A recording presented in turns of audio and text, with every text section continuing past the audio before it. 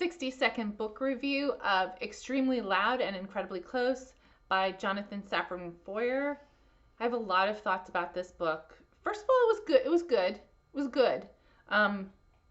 Ironic that I remembered that I never read this book and decided to pick it up in the month leading up to the 20th anniversary of 9/11, because that's kind of what it's about. It's about the aftermath of the September 11th attacks. It honestly just randomly decided to read it. Had no idea. Didn't remember what the plotline was. It was just on my TBR list. I think this book is a little convoluted. There are a couple of plot lines that happen.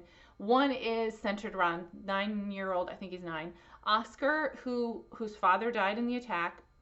He's kind of jumping around timeline-wise and remembering the day of the attack. He finds a key that belonged to his father, and he becomes obsessed with figuring out what the key goes to, and so that kind of propels him forward. There's a plot line involving his grandmother, and there's like a whole separate, I don't want to call it a parallel plot line because it really isn't.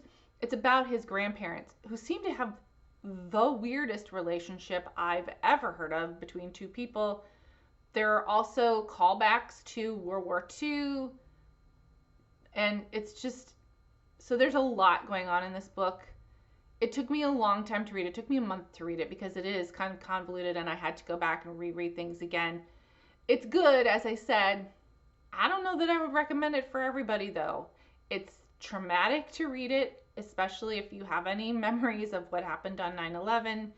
And I just think it's kind of confusing. You know what? It reminds me a lot, the way Foer writes this book reminds me a lot of, oh my gosh, who's the guy who wrote Love in a Time of Cholera? Gabriel Garcia Marquez.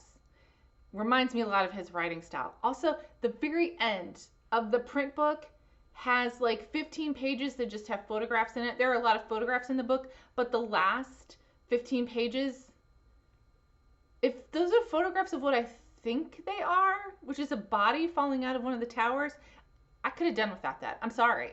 That is like one of the traumatic experience memories for me and I just didn't need to see it again.